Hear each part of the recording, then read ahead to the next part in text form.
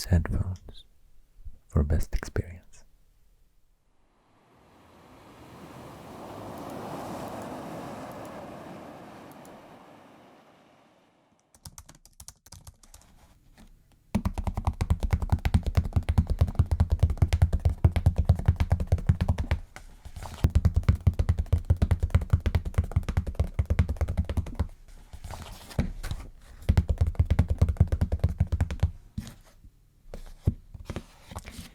Thanks for your fantastic support. Hi, welcome to another video. First, let me show you that my content is also available at audio streaming platforms like Spotify, as you can see here, Apple Music, or other music streaming platforms. So check it out if you would like to listen to my content audio only. Type in ASMRctica ASMR and you will find some content there. Today I would like to draw a new map, and it's the map of Spain. And I would like to try to use this white ink for the first time. White ink and dip pen, so let's see how it goes. I tried to prepare a really dark background to make this white ink visible on the surface. I have mixed some sepia, green and yellow ink first on this piece of paper. First step will be, as usual, to do some loose sketching to just get the shape of the country before I start to use the ink.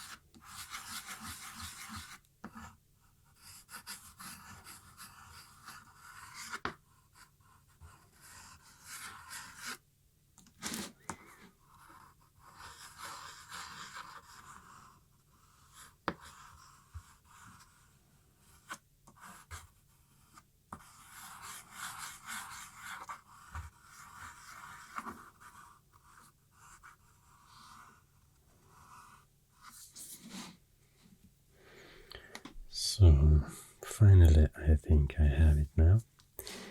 I wanted to include all the provinces from start because somehow this shape is a bit massive.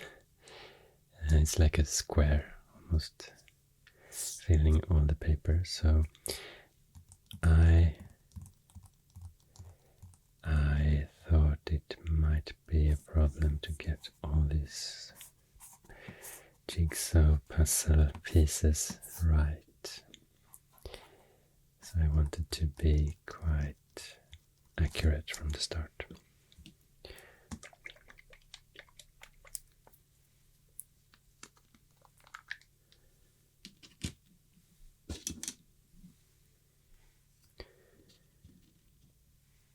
So this is totally white ink.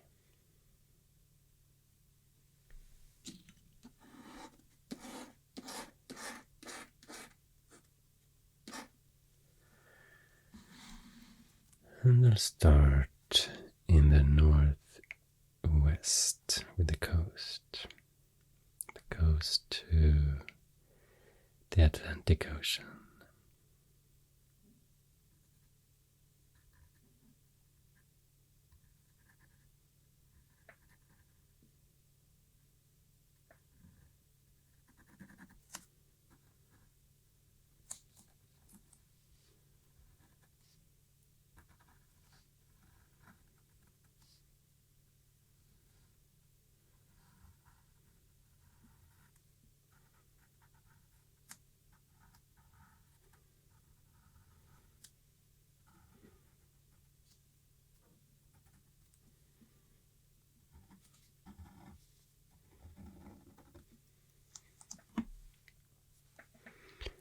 And the Cantabrian Sea here.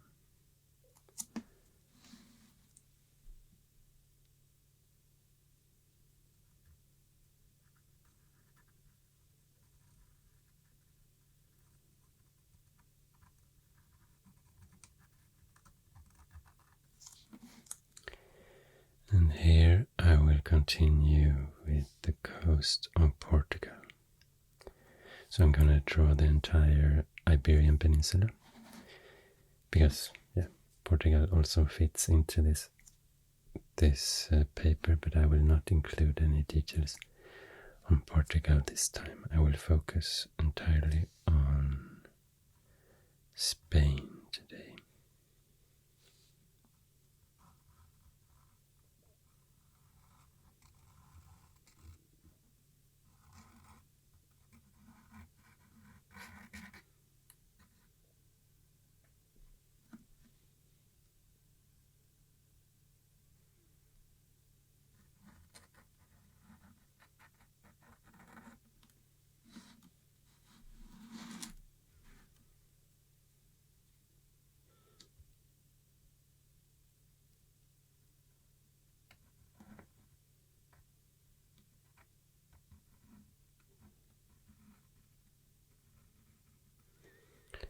And the southern coast, the southern tip.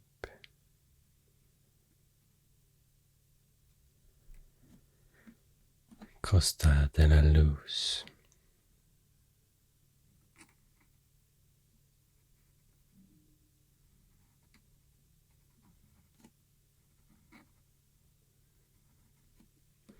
Costa del Sol.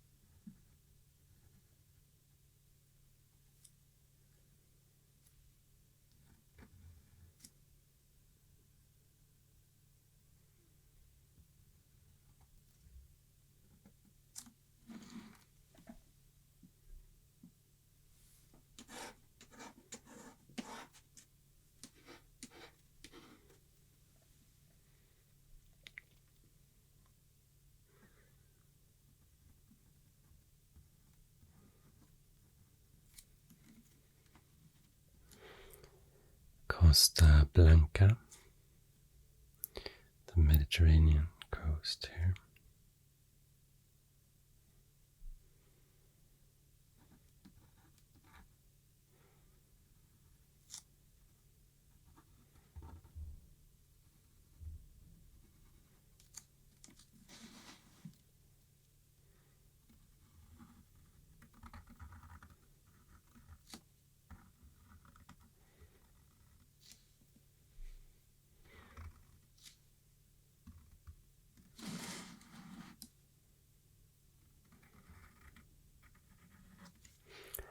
And the Mediterranean coast of southern France here, and the French Atlantic coast.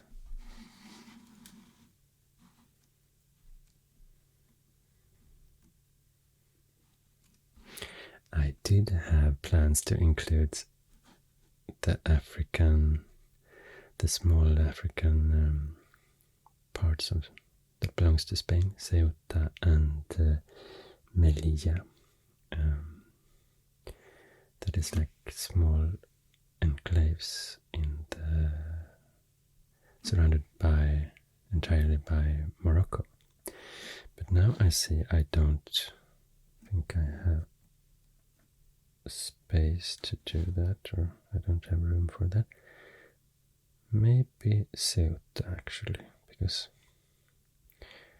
this is the Strait of Gibraltar and it's really narrow, so here's actually Morocco. And here's Gibraltar, belongs to United Kingdom. And here's Ceuta, belongs to Spain. Melilla is here somewhere along the coast of Morocco, also belongs to Spain.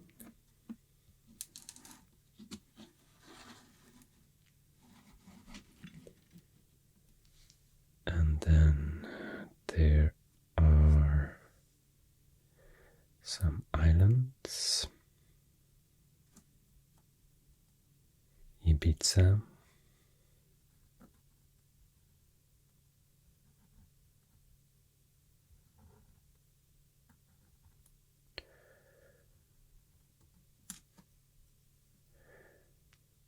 Mallorca,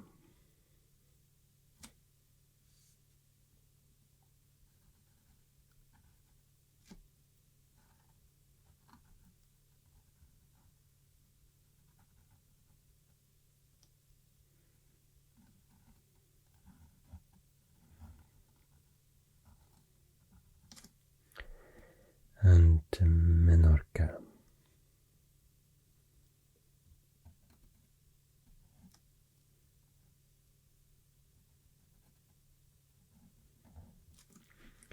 The Balearic Islands.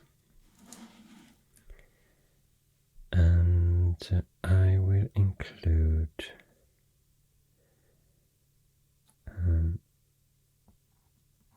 or I will insert a frame here.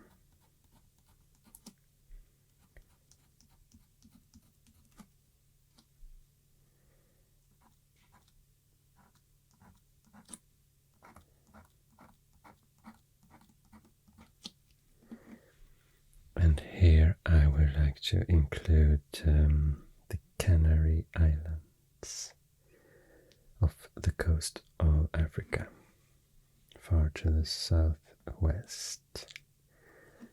I did a quick measure of the distance, and I think if you go from the northernmost point to the southernmost point like this, and you add the same distance in the same direction, you like move this distance to the southwest, you will reach these islands. But there's no room for them on this map, as you can see, on the right place, so that's why I do this frame.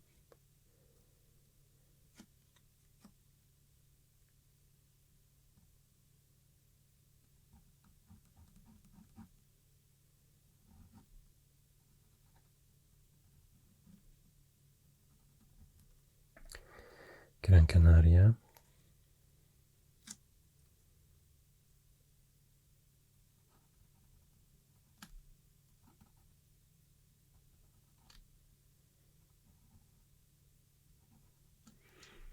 Tenerife,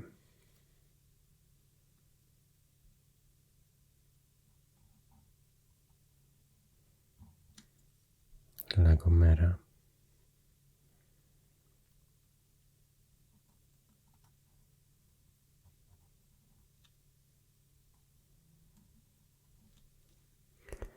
La Palma,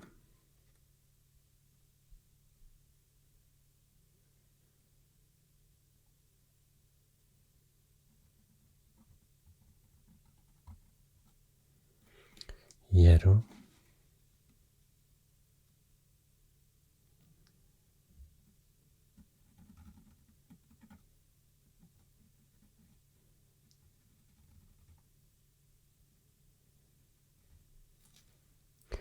Fuerteventura,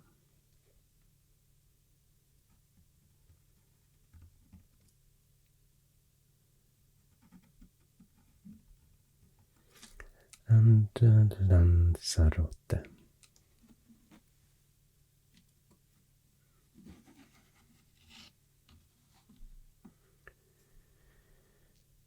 And I think I will go on with the provincial borders.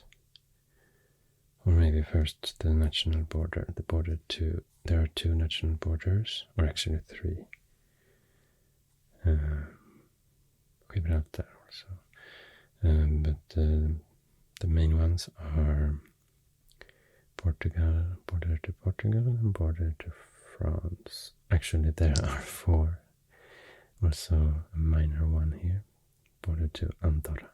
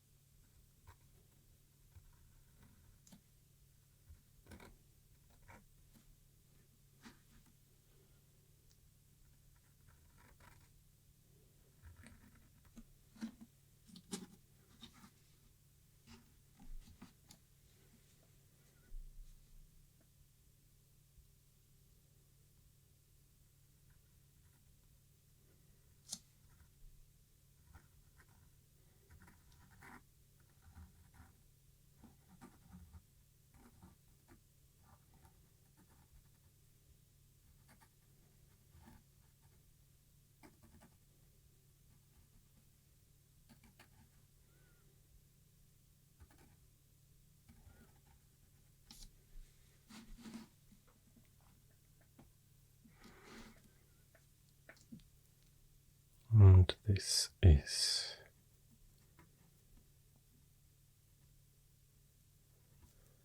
Andorra.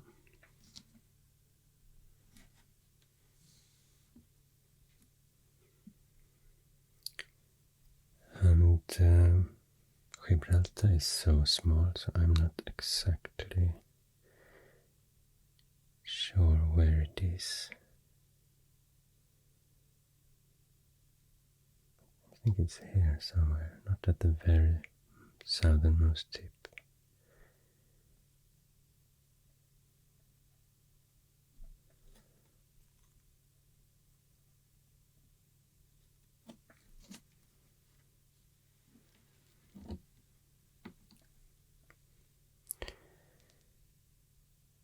And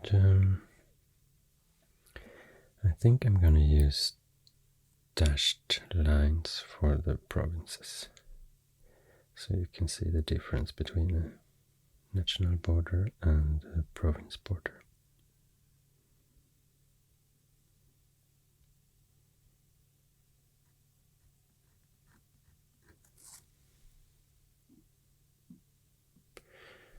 Or maybe not a dashed line, because there are two types of divisions here.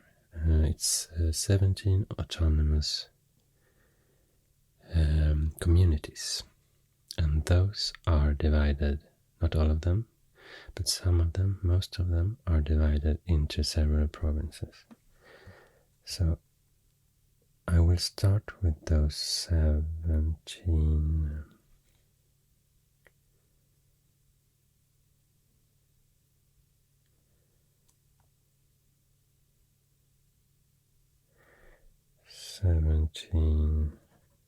autonomous communities, borders.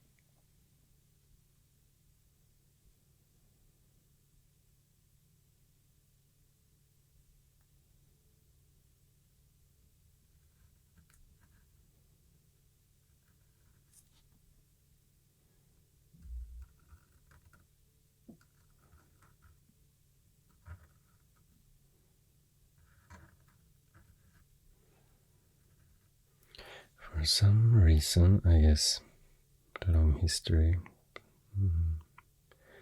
historical reasons, they are really complicated, the borders between the provinces of Spain.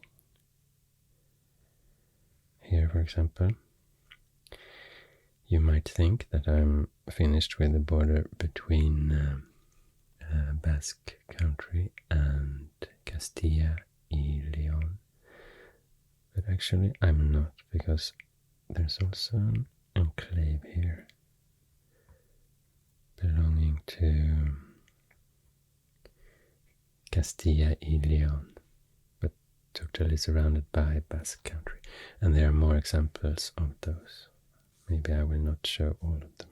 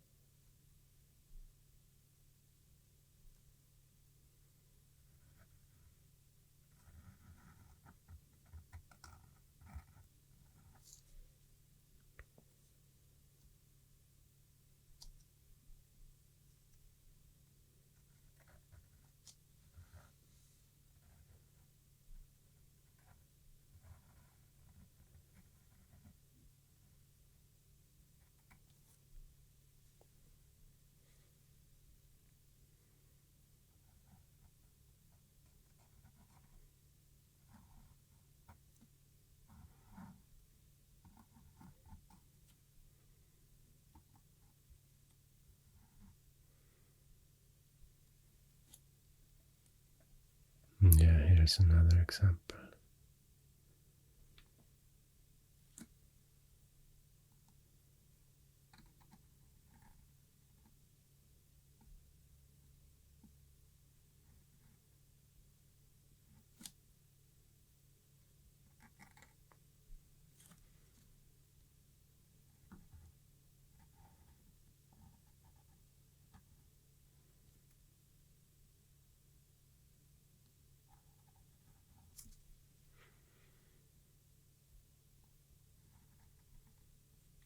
This is not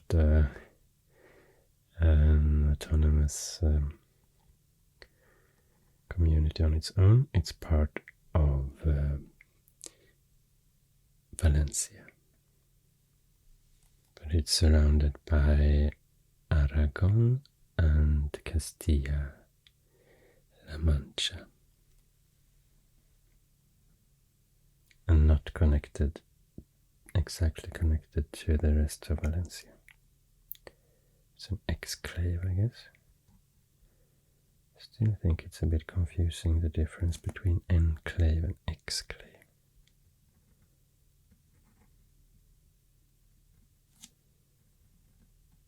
When to use which word.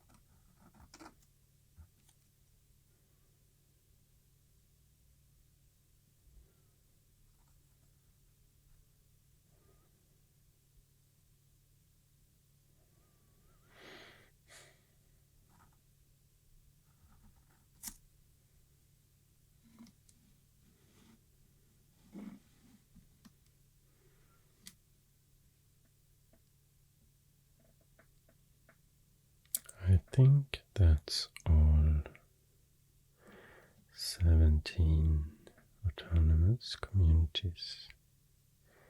1, 2, 3, 4, 5, 6, 7, 8, 9, here, 10, 11, 12, 13, 14, 15, 16, and 17. Yeah, that makes sense. And Galicia to the northwest is divided into 4 provinces.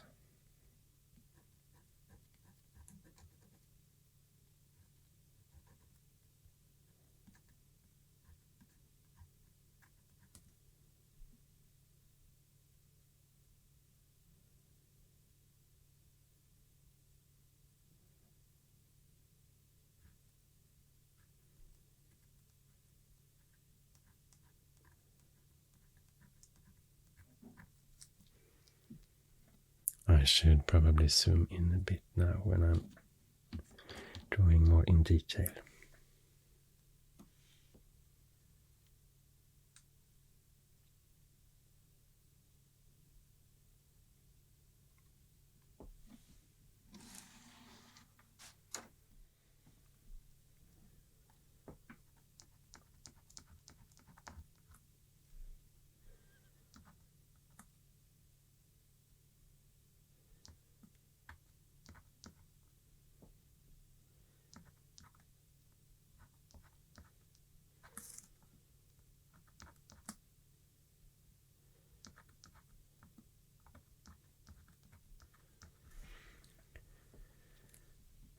And this is Lugo. This is A Coruña. La Coruña in Spanish. I guess Spanish is not the correct word for the language, because there are many languages spoken in Spain, and what most people call Spanish is actually Castilian, the Castilian language. In Galicia, also the language Galician is used a lot, and the Galician name for this province is A Coruña, and the Castilian name is La Coruña. And I think that gives you a clue that the Galician language is actually related to the Portuguese language. Portugal is here, because the article before a word, I recognize it from Portuguese to just have the A and not the L. A, La Coruña, La for yeah, I'm not sure about the grammatical function now, but yeah, like the English the, T-H-E, La in Castilian, and A in this case. Only one letter, A.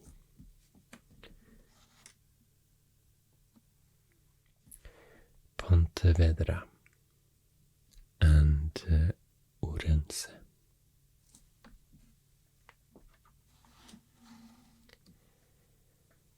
This is Asturias, and one entire province. This is Cantabria, also one entire province. Basque country, divided into 3 provinces.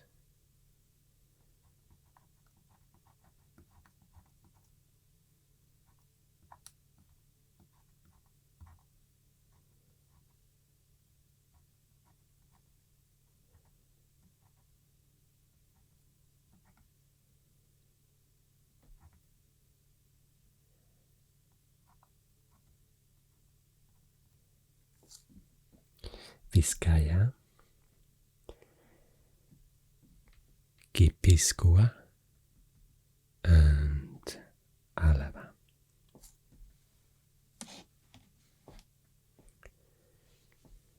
Navarra, only one province. La Rioja, only one province as well. Then we have this huge autonomous community, Castilla y León. Historically, Castilla was the eastern part and León the western part. And it's made up of several provinces.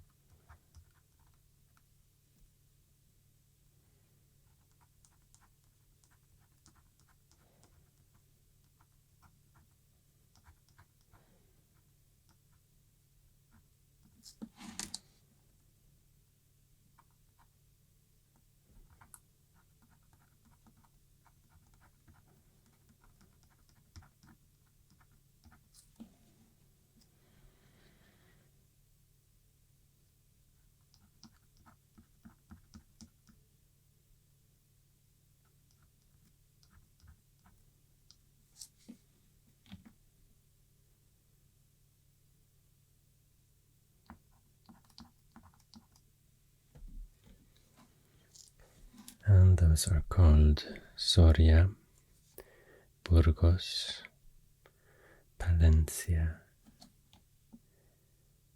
León, Zamora, Valladolid, Salamanca, and Avila. Should be one more. Segovia. I forgot that one.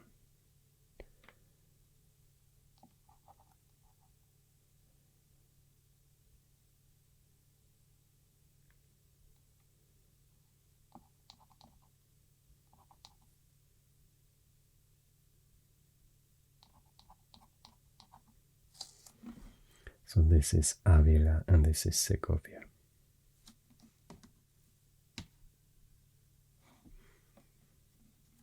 Burgos, located here, used to be the old capital of Castile.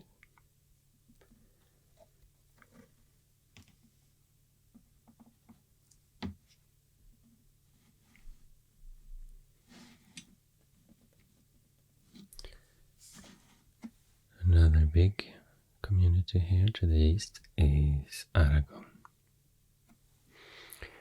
And Aragon used to be a kingdom of its own for a long time, and the last step to unify Spain in the 15th century was when the two monarchs of the monarch from Castilla and the monarch from Aragon got married. The queen from Castilla and the king from Aragon. Then modern Spain was unified. 1460 something, 1469.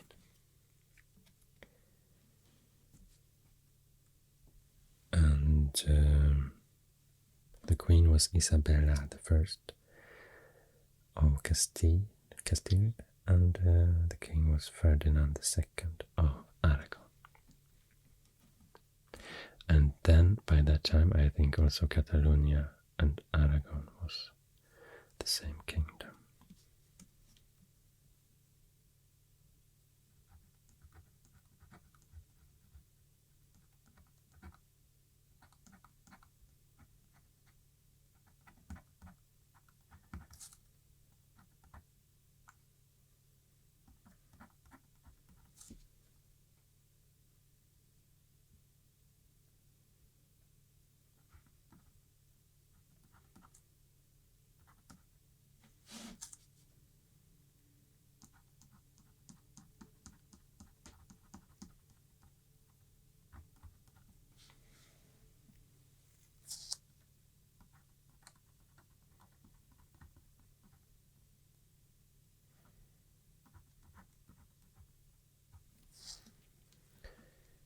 This is Teruel.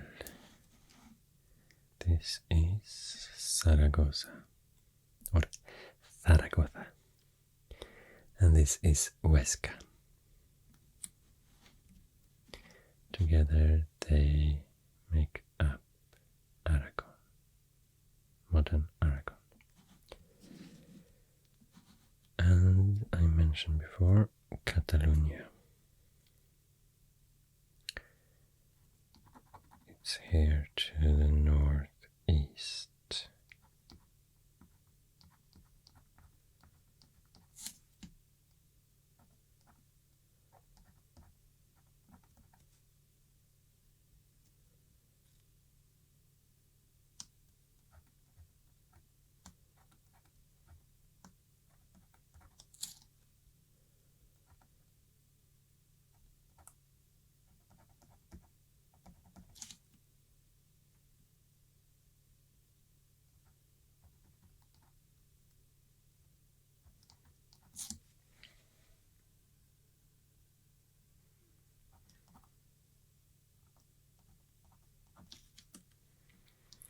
And the provinces are Lerida.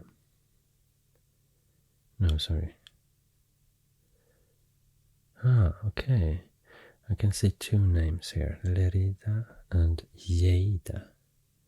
I guess one of the names are in Catalan language, and one is in Castilian.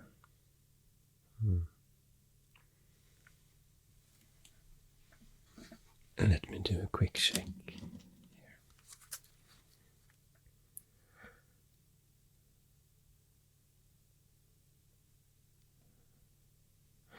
Yeah, Lleida is the Catalan name.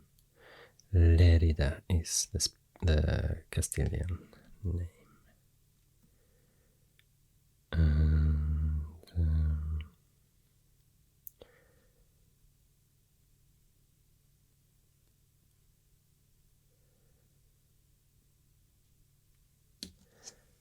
And this province here is Girona in Catalan and Gerona in Castilian. Not a huge difference. Oh, sorry. And maybe I can try to fix that.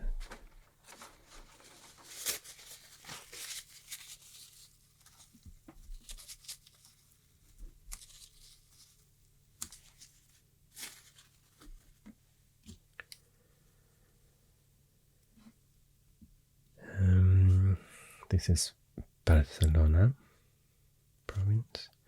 This is Tarragona province.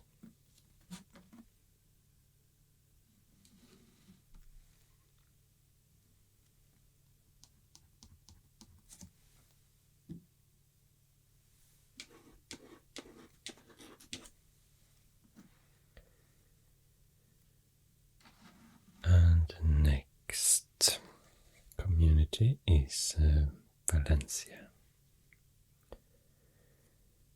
And it consists of 3 provinces.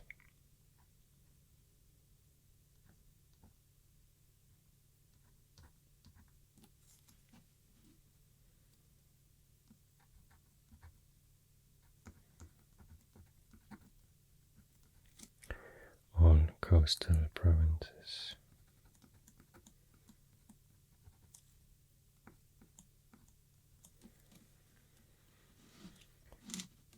It's Alicante, it's Valencia, and it's Castellón.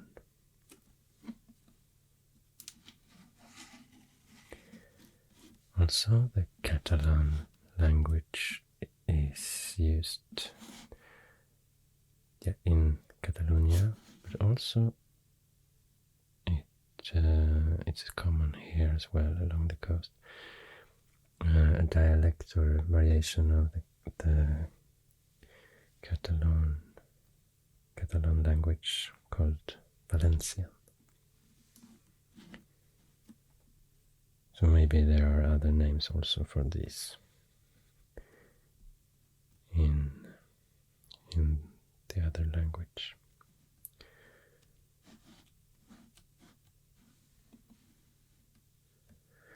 Murcia consists of only 1 province.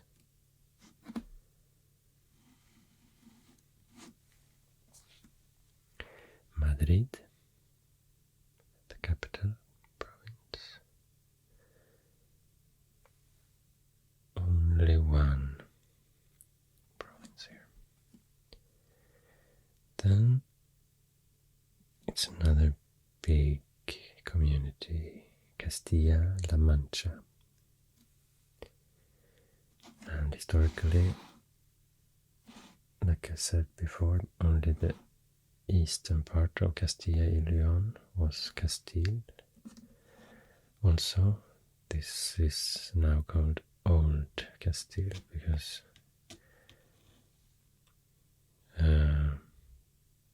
this region or this kingdom extended to the south during history, and then the part south of Madrid also became part of Castilla, but this is now called New Castilla because of that.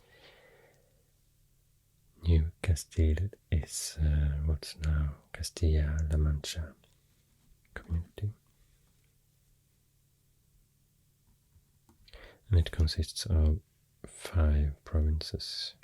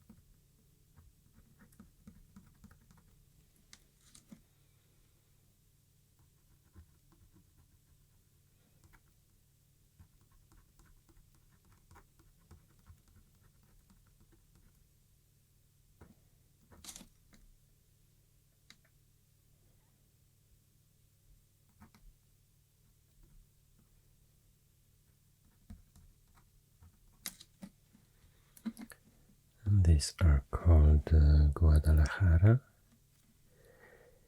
Cuenca, Toledo. Toledo used to be Spain's capital city before Madrid became a capital in 1561. Ciudad Real and Albacete.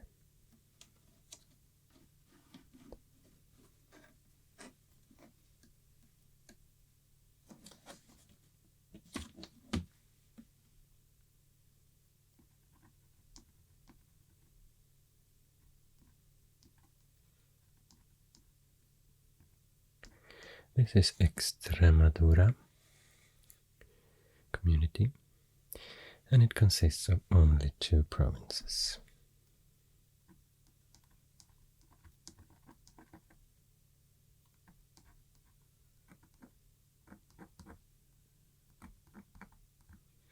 I was curious about the name Extremadura and I looked it up, and yeah, it's interesting history behind that name.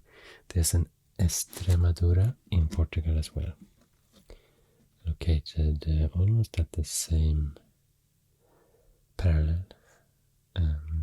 Here around Lisbon is Portuguese historical region Extremadura.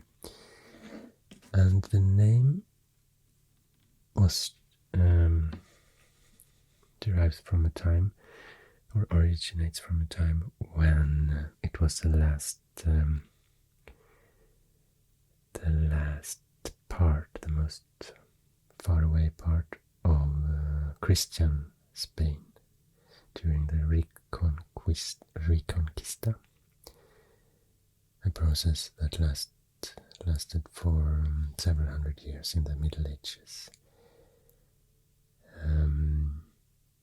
Because the entire Spain and later on at least the southern parts of Spain, today's Spain, was actually Muslim territory.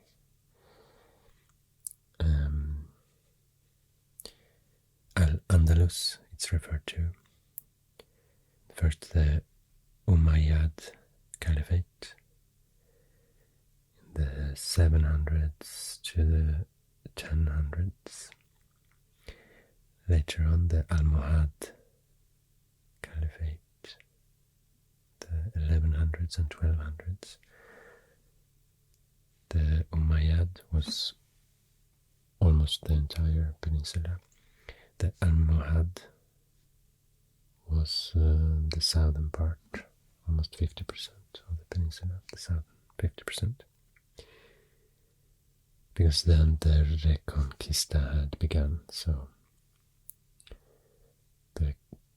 the several kingdoms that later on united into modern Spain had started to progress and take over lands to the south. And during this process, somehow, Extremadura was the very last, the most southern part of those new kingdoms. And south of Extremadura was the Muslim empires, caliphates. In today's Andalusia, for example, the Muslims' last stronghold on the Iberian Peninsula.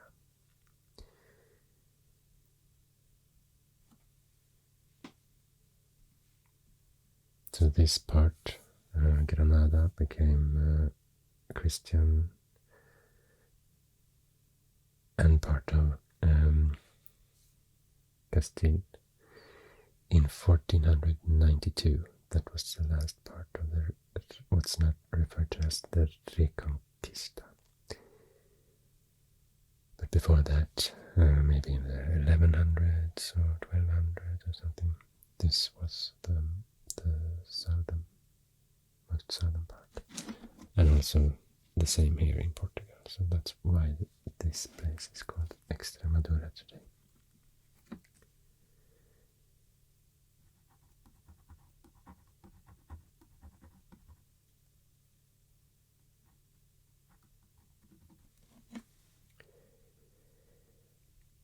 Cáceres and Badajoz are the 2 provinces of Extremadura.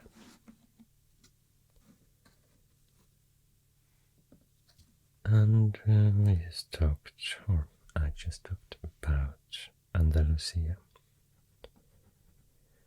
Andalusia is divided into 1, 2, 3, 4, 5, 6, 7, 8 provinces. It's a big autonomous community.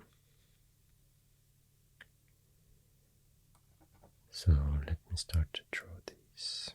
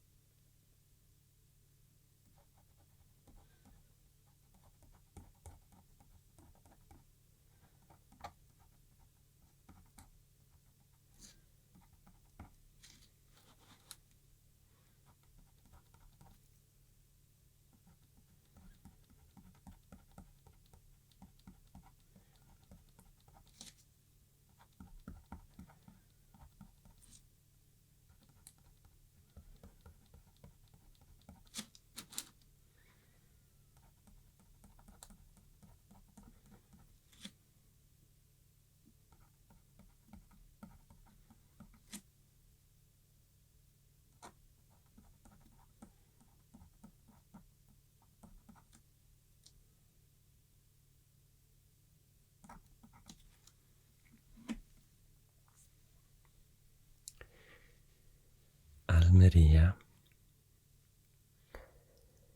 and this area I find really interesting, fascinating, because it's an arid region with an arid climate, and I think Europe's only desert that is a real desert. And I'm not talking about the dish, because I always feel like when I say desert, it sounds like I'm talking about the dish, but the climate zone that you find mostly in other continents. But there's a small part here called the Tabernas Desert, located very close to the city of Almería. Here. And then it's Granada, the last part of Iberian Peninsula that was ruled by Muslims in 800 years, from beginning of 700s to the end of the 1400s, 800 years. And it has, of course, had a huge impact on the culture here, architecture and everything, in all many parts of Spain, but especially here in Andalusia. In Cordoba, for example, the city located here, this province, there are many examples of Moorish architecture. Moorish is the name for the Arabs, Muslims in Spain historically. Here's Sevilla, one of the biggest cities in Spain, the fourth biggest, I think. And here's Huelva. And here is Cadiz, also really interesting historically, this city. Cadiz is one of the oldest continuously inhabited cities in Western Europe. It was founded by the Phoenicians. Sorry, I was pointing outside the visible frame, I guess. But yeah, it has a very important geographically strategic position, of course, closest to the Strait of Gibraltar, where you traveled. The only way to travel was by boat, so if you wanted to travel out from the Mediterranean Sea, you had to pass this point. Malaga, and this province here is called Jaén.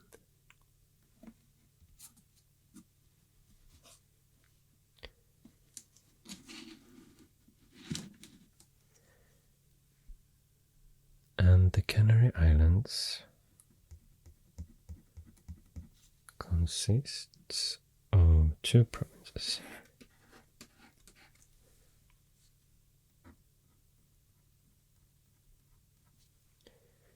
Las Palmas, the capital of Gran Canaria, and Santa Cruz de Tenerife, on the island of Tenerife. I have read a bit about this island, La Gomera. I found it super interesting because I knew I had read somewhere that there was an indigenous people living here in the past on the Canary Islands, and they were called the Guanches. And the Spaniards arrived here in the late 1400s, and just like the case on other places during this time, how it usually went during this time when explorers came to new places like this, it was a total catastrophe for the people who already lived there. So they were totally wiped out or assimilated. It's not totally known what happened to those. So it's a sad story, I guess. Very sad. But I have read that on this island, La Gomera, it's still spoken a speech called Silbo Gomero. And it means the whistled speech. So they were whistling to be able to be heard more than 2 miles away or 5 kilometers. So the indigenous people used these whistles, with the whistle language, to be able to communicate across deep ravines and valleys in this landscape. And it's actually described by Romans long before the Spaniards came here. But the thing is that this language is not extinct, because the Spaniards, or because of an assimilation of the 2 groups, this language actually survived. And lately it has been threatened to be extinct. But then I have read that on this island, Gomera, they started to teach it again in schools. So it's definitely still a living language, and it's very cool, I think, to imagine this whistled speech.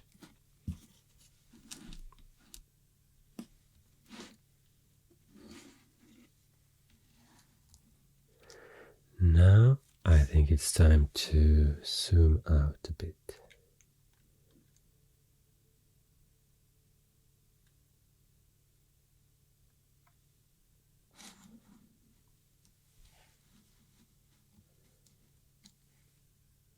So this is how the map looks at the moment, and I would like to add some more features. I would like to add some rivers, major rivers here.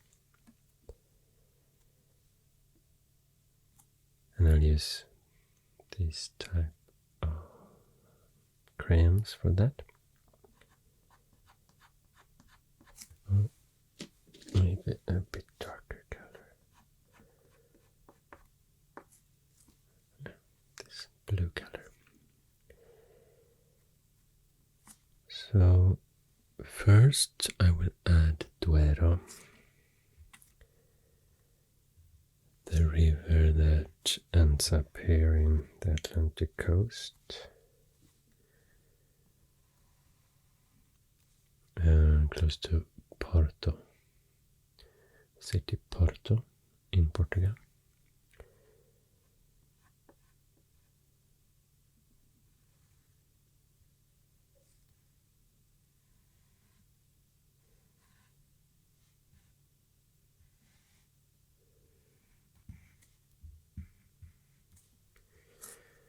So it starts here somewhere in the Iberian system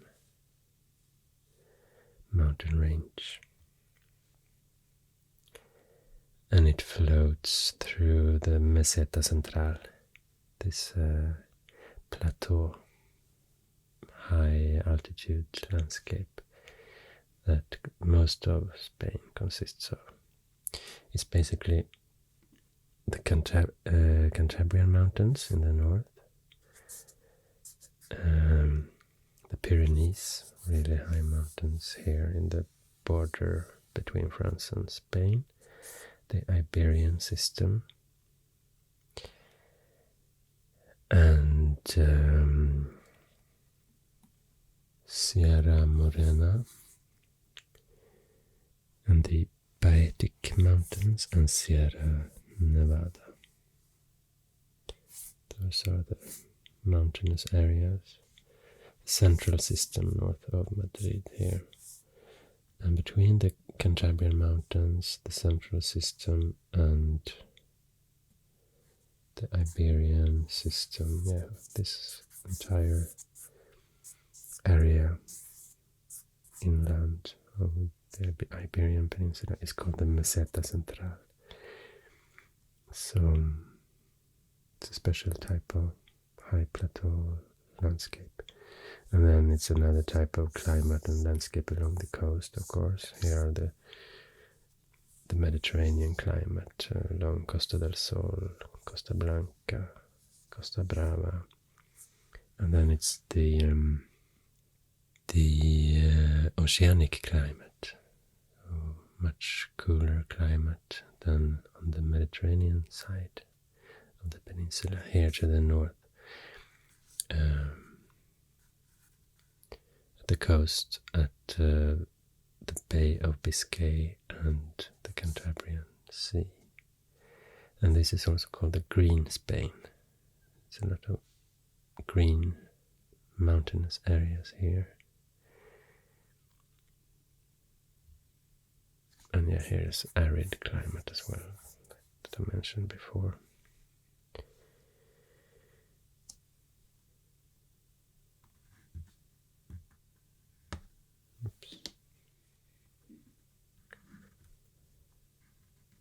And here's a river called Esla, tributary river to Duero. And Minho is a river here.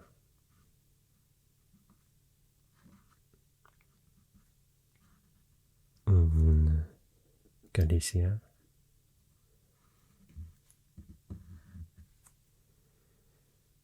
The last part here makes the border between northern Portugal and Galicia.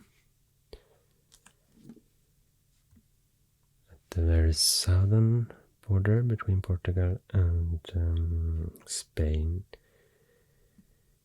is the river called Guadiana. It ends up here in Costa de la Luz.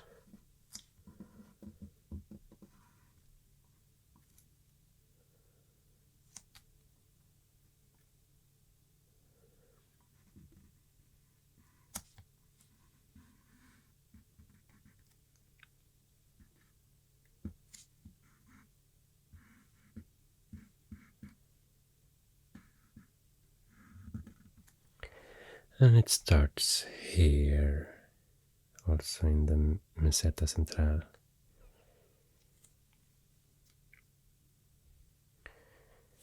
And then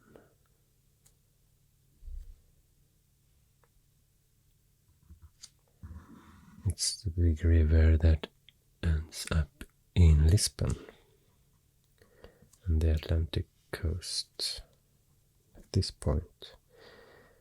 So it flows through entire Portugal as well.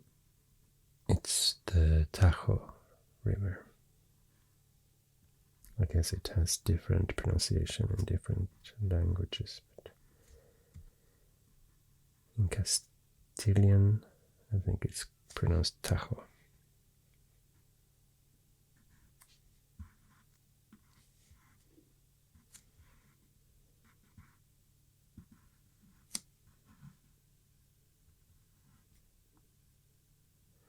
And it also starts here somewhere in Meseta Central.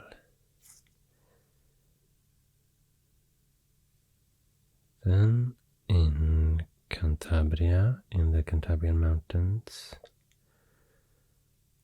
close to a very high mountain peak here, Torre de Cerredo. This long river that I'm gonna draw now has its sources, and it floats like this.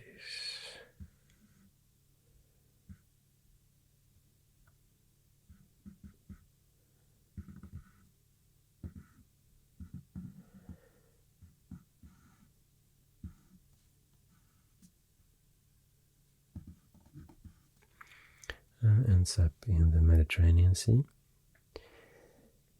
And that's the Ebro River, very long river. And to the south,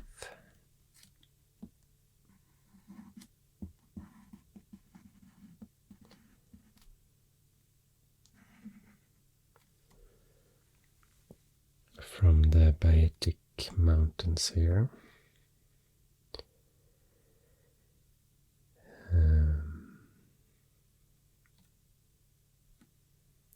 is the river Guadalquivir. And there's a river here as well, floating from the same mountainous area here, but in the opposite direction.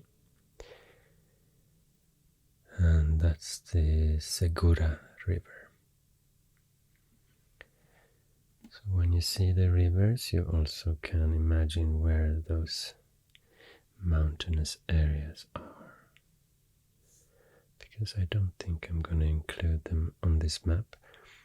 It already gets so messy with all these 50 provinces.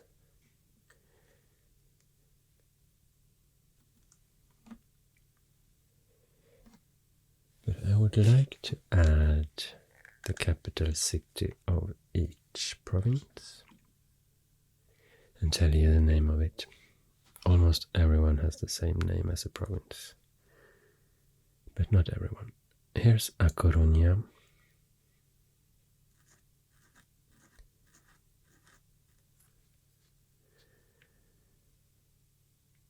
And yeah, Pontevedra.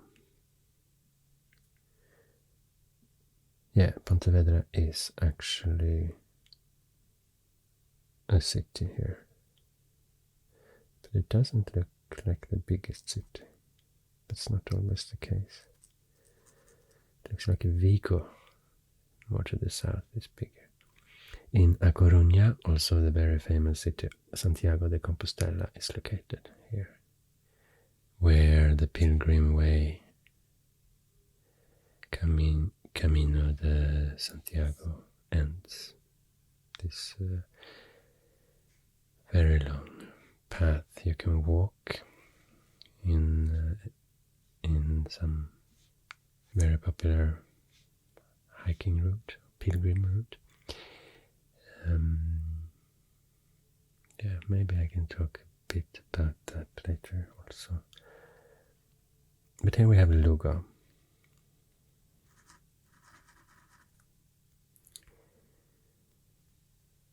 And here is Orense.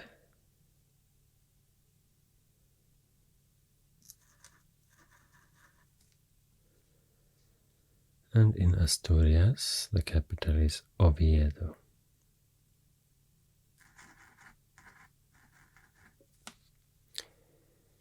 In Cantabria, it's Santander.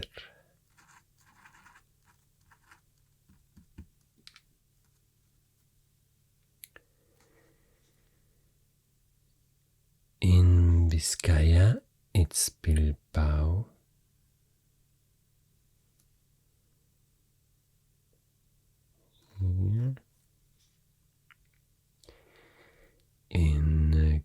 Guipuscoa. It's Donostia San Sebastian, very close to the French border. In Álava, it's Vitoria-Gasteiz.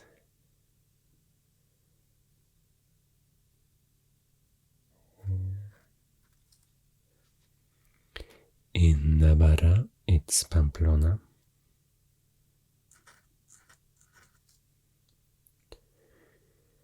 In La Rioja, it's Logroño.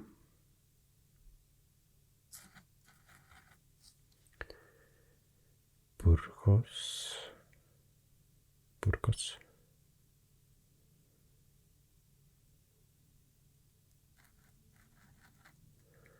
Palencia.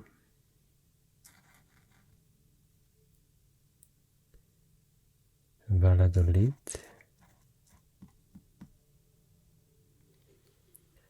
León.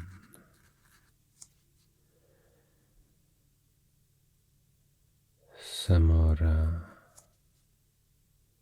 Salamanca.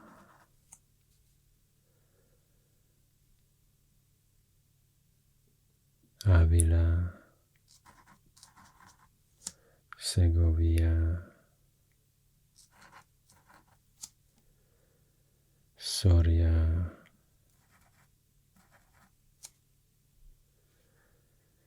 Zaragoza.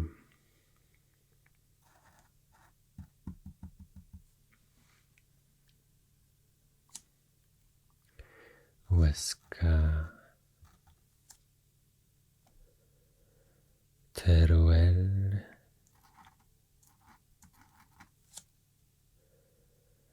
Guadalajara. Madrid, capital of entire Spain. Toledo.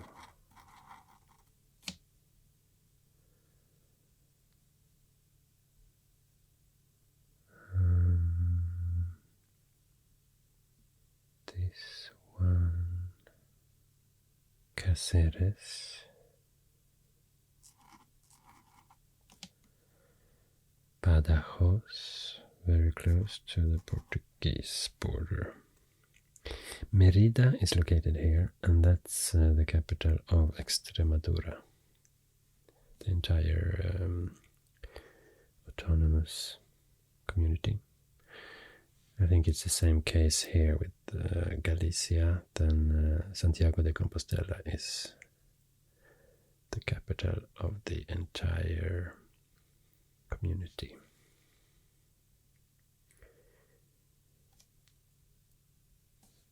And Ciudad Real.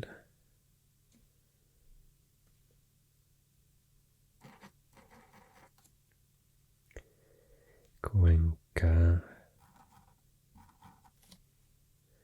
Albacete.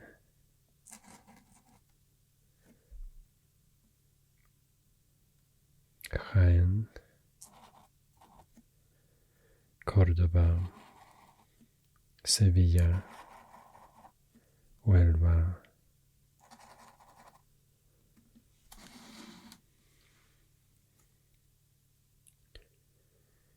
Cádiz. Málaga. Granada. Almería.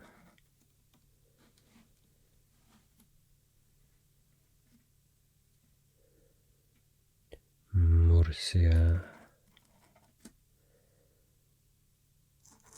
Alicante. Or Alacant in Valencian language.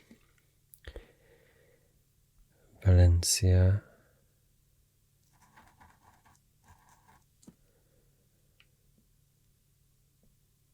Castellón.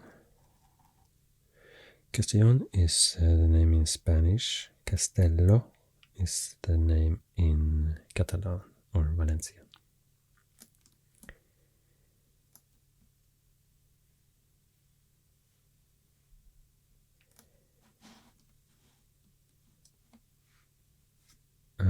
the last section here is Catalonia. Lerida is the Castilian name, and Lleida is the Catalan name. Tarragona, Barcelona, and here I mispronounced it last time I said it. It's Gerona in Castilian and Girona in Catalan.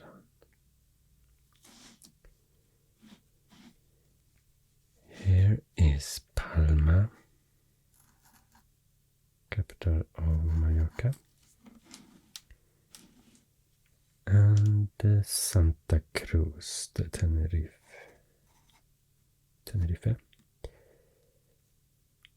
in Tenerife,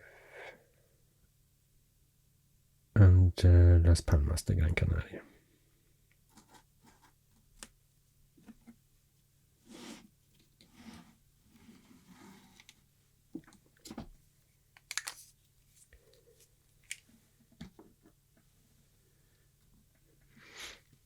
I don't think I'm gonna add so much more to this map. I just want to talk a bit more about the different languages and a bit about the history of Spain. Now, when you can see the entire map like this, it's easier to talk about it and show you on the map. So, as I said before, there were a lot of kingdoms, and each kingdom had their own language. So historically there were spoken in this area Galician language here to the northwest, then Leonese, or sometimes called Asturian here. Here is Asturias. And then Cantabrian, basically only here, originally in Cantabria, or close to Cantabria. Basque language here in today's Basque country. Also, Basque country has some Basque-speaking provinces in the southwestern corner of France here. Also parts of Navarra is Basque-speaking. And Aragonese, spoken in Aragon here originally, and Catalan in Catalonia. So what's today considered to be Spanish, the language Spanish, is not an accurate name. It's actually the language that originates from here, Castilian. But after Roman Empire in like 400s, 500s AD, there were the migration period, and a lot of people, there were a lot of movement, migration. People moved a lot, and there were new tribes coming to this peninsula. For example, the Vandals, and then after them the Visigoths. So it was the Visigoth kingdom here. And also the kingdom of Suevi here, this part. But the Visigoth kingdom somehow grew and became almost this entire peninsula. But then the Moors came, or the the Arabs and Berbers, and conquered the entire peninsula except this part north of the mountains here, the Cantabrian Mountains.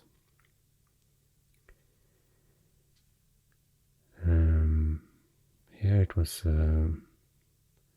still was an independent kingdom, the kingdom of Asturias, and also the Pyrenees Mountains made the border to the north east for the Umayyad Caliphate. This Muslim-ruled huge caliphate. This was only the northwestern corner of it. And this lasted for some centuries. It started in the 8th century, in the beginning of 700s. But then the Reconquista started, so it was not only the Asturias kingdom that was independent, new kingdoms were created here.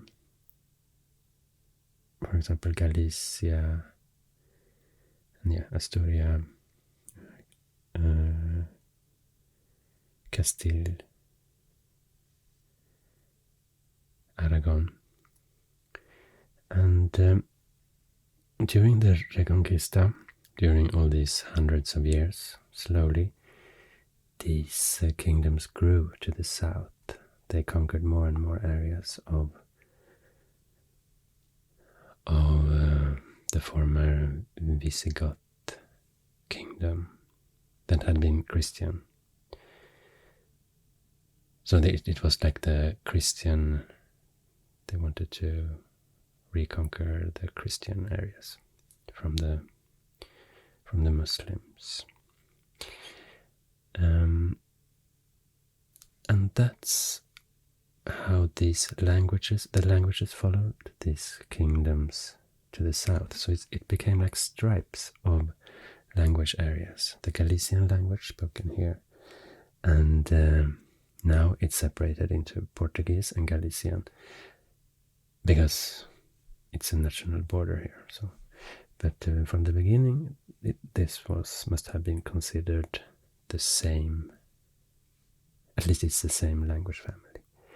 So this was the stripe of Galician and later Portuguese. And this was the Leonese language, or Asturian. Leon is here, Asturias is here today, but those are related, those languages. And the Castilian language originates from here, but now this is Cantabria, and Old Castile is here. But yeah, Castile expanded to the south, and then also like this. And when the Reconquista was completed, Castile was this entire area. And then Basque country continued to be spoken only here. And it's a very interesting language, Basque, because it's not related to any other languages here. I guess all the other languages are Indo-European and related to the Latin and everything. But Basque language is a mystery, that what it originates from. It's not even Indo-European. So it's probably a very ancient language. It's an isolated language here. And today Basque is spoken by approximately 28% of the population in Basque country. You can compare it to Galician. Galician is spoken, or at least understood, by 58% of Galician population, so it's a strong language. Asturian is understood or spoken by 1/3 of the Asturians. And yeah, Castilian was the language that became totally dominant here. The official language of the entire Spain. Not the only official language, because Basque is official in this area, and Catalan is official in this area too.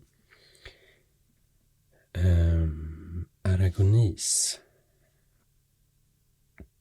was a language, but it has not been preserved so well.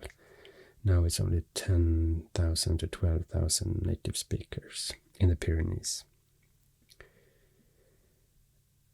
And Catalan is a very strong language. It's spoken by. In this area, it has a very big importance. It's an official language in 3 autonomous communities: Catalonia, Valencia, and the Balearic Islands. Also, it's the official language of Andorra. So, except for the Basque language, all these languages expanded to the south like this. Also, Catalan language is now spoken here in Valencia and in Catalonia. So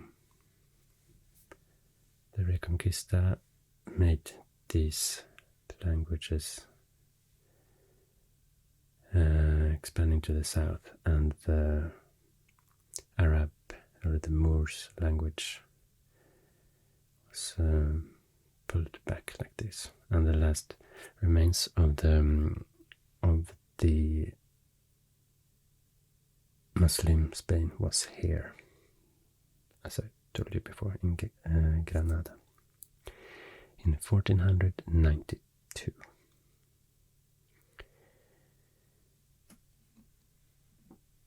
And at some point, Castilla y León, this autonomous community, is now called Castilla y León, and you can hear on the name that it used to be 2 historical regions. So it's León here, this stripe here, and Castile here. And through marriage, these 2 kingdoms were united and split again, depending on who was the king, and it was not very stable, the relation. But since 1230, it has been a permanent union. So this has been united country or kingdom since that. And then Aragon was another powerful kingdom here to the east. So, as I mentioned before, in 1469 there was the final union of the crowns of Castile and Aragon. And that was the birth of modern Spain.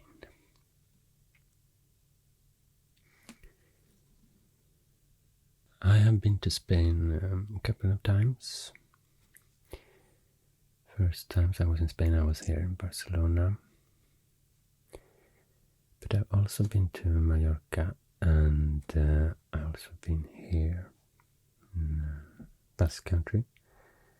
And from here I've been traveling to Cantabria and Burgos in Castilla y León. And here, when I was visiting a friend who lives here, I learned a bit about this hiking route or pilgrim route that is so popular. It's called the Camino de Santiago, and it starts here in Saint-Jean-Pied-de-Port in France, close to the border to Spain, or one of the routes starts there. There are several routes, and it's this one, the most popular one, is 800. No, can it be? No, 8 kilometers, I guess. No, 800 kilometers. And it takes at least 30 days to walk. Probably more if you're not super used to walk long distances. And it ends here in Santiago de Compostela. And it has historically a very religious meaning. But a lot of people are doing this also for totally non-religious reasons, because it's a very beautiful landscape and popular hike, and you can meet many other people that wants to do the same thing as you, walk this route. The whole pilgrim route, it started in like 9th century or something, super long time ago, because it was said that one of the 12 apostles' relics was buried here in the Cathedral of Santiago de Compostela.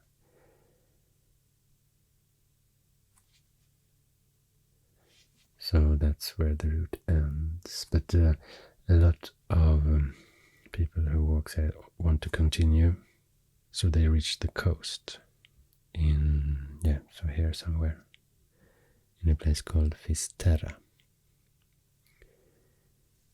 So that's also a very popular point to end this route. And when I was in Burgos, there was a lot of information about this route. It's very famous. At the cities and the places along this route, it's a very big tourist thing. I guess in Logroño as well, and Pamplona. I think it goes through Pamplona as well. Yeah, and Logroño. And Burgos. And León. And then there's a mountain peak here somewhere. The mountain peak of Teleno passes close to that one.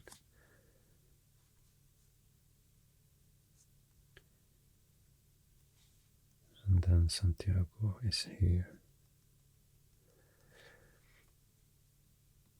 So yeah, it's fascinating, I think.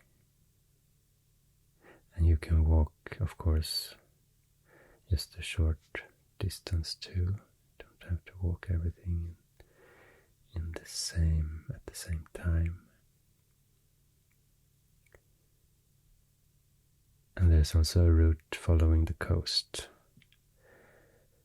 The northern Camino del Norte follows the coast. Bilbao, Santander, and Gijón in Asturias, and then ends here in Santiago de Compostela.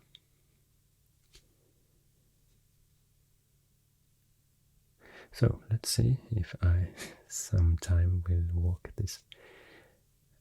I would think it would be really an adventure. I will not do it for religious reasons. I will do it just for the nature and the experience. If I do it sometime.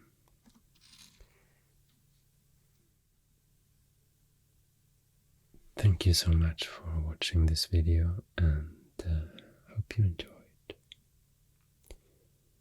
Sleep well. Take care. See you soon.